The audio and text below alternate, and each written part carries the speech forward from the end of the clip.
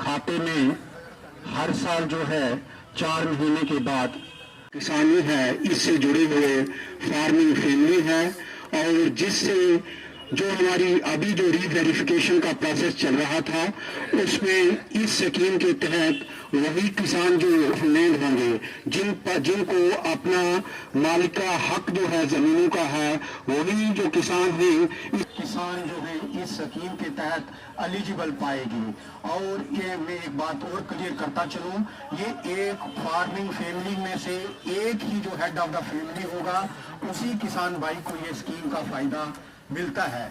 अगर farming family का मतलब है कि एक हस्बैंड वाइफ और उनके दो जो चिल्ड्रन हैं या बच्चे जितने भी हैं, अगर इसी जो पूरा प्रोसेस रीवेरिफिकेशन का रहा कि जिसमें हमारे किसान भाई चाहे वो उनकी वरासती इंतकाल थे, चाहे उन्होंने परचेज ऑफ लैंड करके अपनी ज़मीन जो है अपने नाम 2018 से पहले, फरवरी 2019 से पहले, दिसंबर 2018 जब ये स्कीम शुरू हुई थी तो इसकी कट ऑफ डेट जो है ये फरवरी दे सकती है। उसके साथ साथ हमारे ये ठंडे इलाके जो हैं इनमें हाईटेक पॉली ग्रीन हाउसेस जो हैं इनकी स्कीम्स भी हैं। डिपार्टमेंट ऑफ एग्रीकल्चर अब इनकी तरफ आ रहा है ताकि हमारे किसान भाई जो हैं इन डिपार्टमेंट की जितनी भी स्कीम्स हैं उनका फ़ायदा लेकर अपनी जो है आमदनी को बढ़ा सकें। इसके साथ साथ डिपार्टमेंट जो है PFME, prime minister formalisation of micro food processing enterprises, ये स्कीम के तहत डिपार्टमेंट जो है वो 35% सब्सिडी देता है।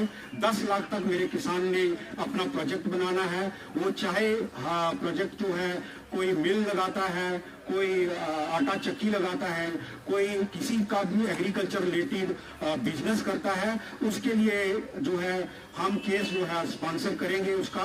तो इसमें जो है 10 लाख तक जो है वो प्रोजेक्ट बनाकर जो है डिपार्टमेंट के पास ला सकता है और वो उसकी जो है हम अपलोडिंग करके फाइनेंस जो है इसको बैंक करेगा।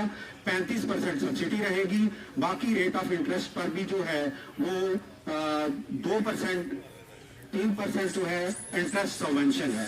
उसके बाद एग्रीकल्चरल इंफ्रास्ट्रक्चर डेवलपमेंट जो है उसमें मेरा किसान भाई कोई भी प्रोजेक्ट लाना चाहे उसमें कास्ट की कोई लिमिट नहीं है, लेकिन उस पर रेट ऑफ इंटरेस्ट जो है जो भी prevailing rate of interest bank का होगा उस पर जो है 3% इंटरेस्ट सबवेंशन जो है उसको इंटरेस्ट जो है वो माफ होगा।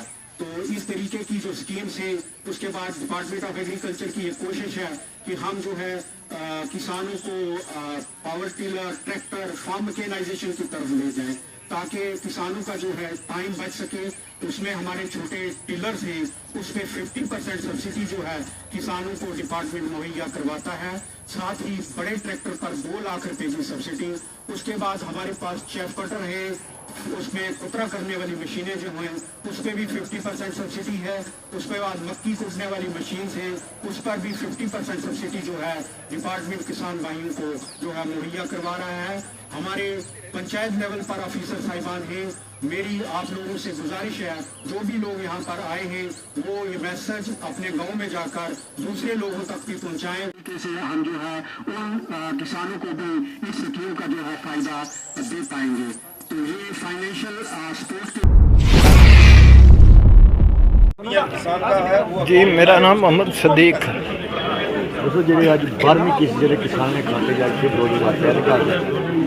देखो जी, सबसे पहली बात तो ये है कि ये जो स्कीम चली है इसमें लोगों को इससे पहले जो 2-3 साल किस्तें मिलनी थी वो मिली। 3 किस्तें हैं, मतलब इसमें 6,000 रुपये जो है वो मिलता है। तो एक तो ये है कि जो गरीब किसान है, जो कमज़ोर है, उसको एक सहायता मिली है, चाहे वो खाद खरीदे, चाहे वो कोई और मज़दूर लगाए या और कोई काम है, दवाइयाँ वगैरह ले, बीज ले। तो इस किस्म के खर्चे जो हैं उन गरीब आदमी को जो है वो मीट अप होकर उनको एक बहुत बड़ी सहायता मिली है। तो आज जो ये 12वीं किस्त जो हमारे प्रधानमंत्री जी नरेंद्र मोदी साहब ने आज जो रिलीज़ की है, इससे लोगों में एक और उत्साह पैदा हुआ है और जो हमारी मरकज़ी सरकार है इस पर लोगों का एतमाद और बढ़ा है। तो हम ये चाहते हैं कि अगर ये स्कीम लागू की बहुत अच्छी है, लेकिन इसमें कुछ ऐसे फ्लाज भी हैं जिनको हल करना ज़रूरी है।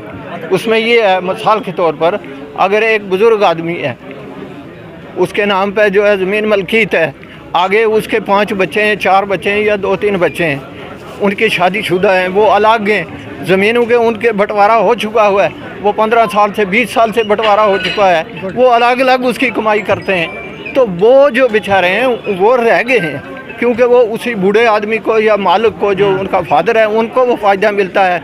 कमाई करने वाला जो है, वो खर्चा करने वाला वो 4 या 5 लोग हैं। तो मेरी ये गुजारिश है सरकार से कि हमारे जो डी सी साहब हैं यहाँ के बहुत अच्छे हैं, हमारे एग्रीकल्चर के ऑफिसर अच्छे हैं, ये सरकार तक ये बात पहुँचाएँ कि जो लोग 10-10, 15-15 साल से अलग कुंभा है, जिनका राशन कार्ड अलग है, ठीक है कि नहीं, उनको ये फ़ायदा जो है ये मिलना चाहिए। कोई ना कोई उनका तरीका रेवेन्यू में उनकी एंट्री करवा कर इसका हल निकालना चाहिए।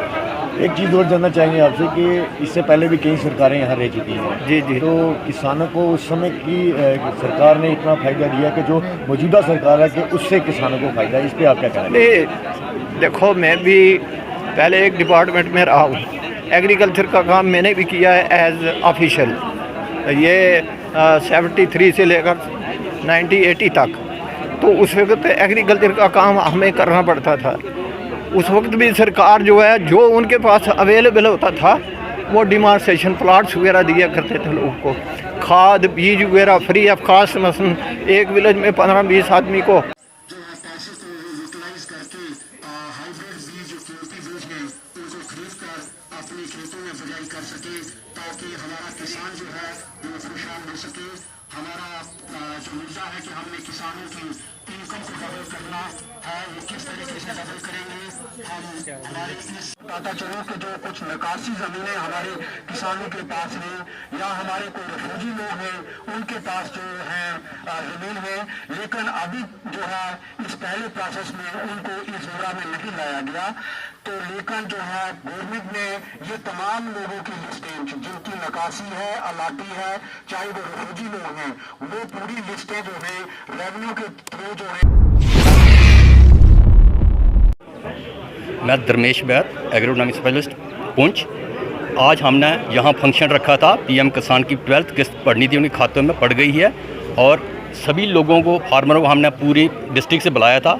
काफ़ी संख्या में फार्मर हमारे यहाँ आए हैं और अच्छा प्रोग्राम हुआ है। सभी लोगों ने वो ध्यान से बैठ के सुना है, पेशेंसली सुना है, और बहुत सेटिस्फाई हैं लोग और खुश रहे। जिले पुंछ में सर कितने किसान हैं जिनके खाते में आज ये 38,800 किसान हैं, उनके खाते में आने हैं। क्या डिपार्टमेंट के हम डिपार्टमेंट की तरफ से कह रहे हैं, जो फार्मर कोई रह गया है, जिसके जो हमारी लिस्ट में नहीं शामिल है, वो खुद फरवरी से अपना डॉक्यूमेंट लाए, हमारे फील्ड एजेंसी से मिले, हम उसको भी इंक्लूड करेंगे।